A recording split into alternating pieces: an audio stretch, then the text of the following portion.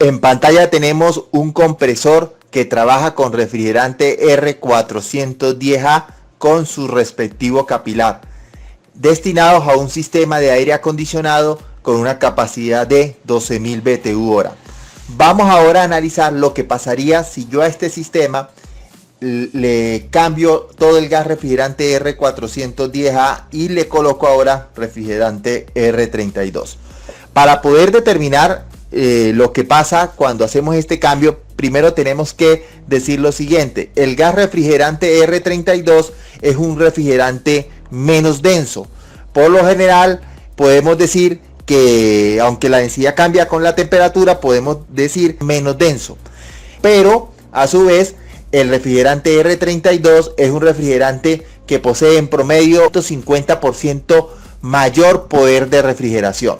¿Qué quiere decir? Que si nosotros a este compresor, que le vamos a quitar el R410A, le colocamos ahora R32, vamos a tener menos masa que el compresor va a manejar menos masa. Podemos pensar entonces que la capacidad de enfriamiento bajaría, pero no es así, porque hemos dicho que el R32 tiene un poder de enfriamiento 50% más. O sea que el poder de enfriamiento del R32 va a compensar la menor cantidad de gas que va a haber.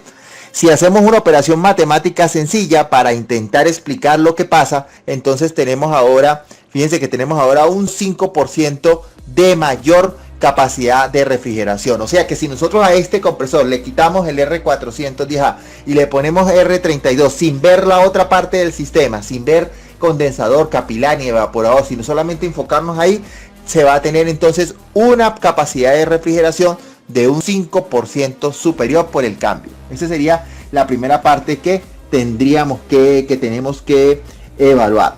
Ahora vamos a seguir evaluando qué va a pasar, porque cuando nosotros analizamos un sistema no debemos analizar el compresor por separado. Debemos analizar que tenemos un sistema donde tenemos compresor y capilar, y son dos, bueno, trabajan cuatro partes en conjunto, pero vamos a enfocarnos en estas dos partes en conjunto porque están muy estrechamente relacionadas con la presión baja y la presión alta. Hemos dicho que en este sistema vamos a tener menos de R32.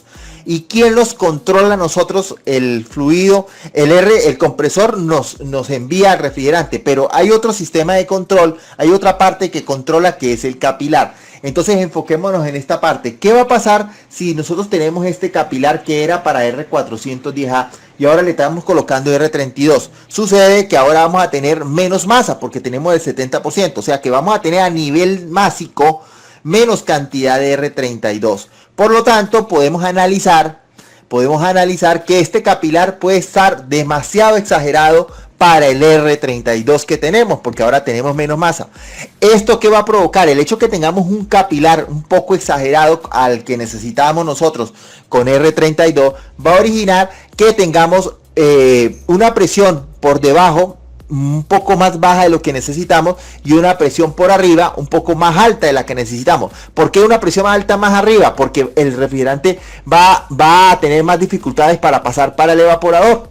Entonces vamos a tener una presión de alta un poco más arriba y una presión de baja un poco más por debajo al valor requerido. Entonces tenemos que ver estas dos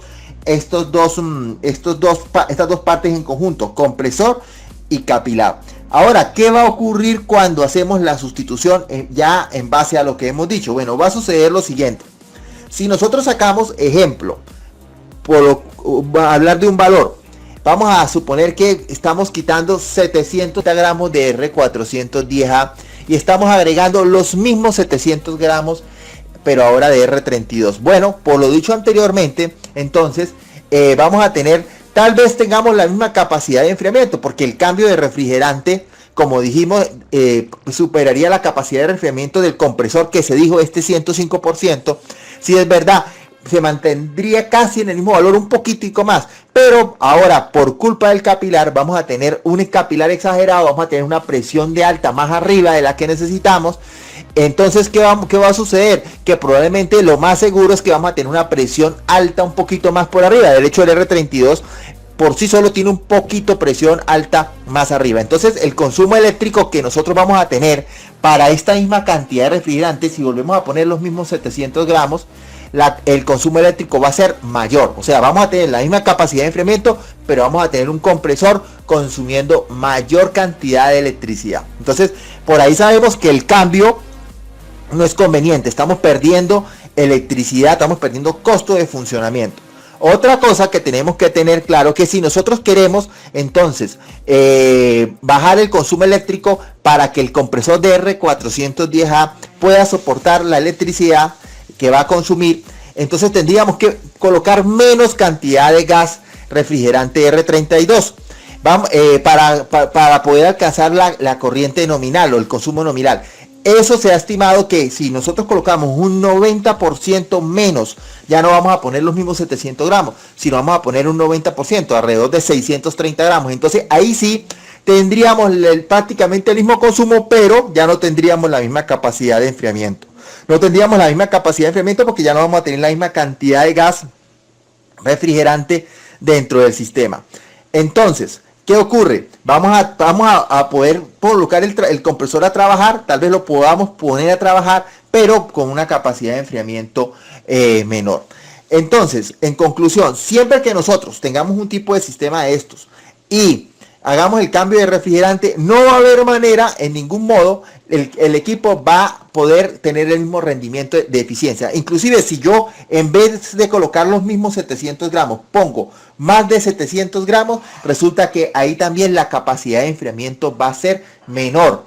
¿Qué quiere decir? Que la única manera que logremos que el sistema enfríe lo mismo es colocando la misma cantidad de gas.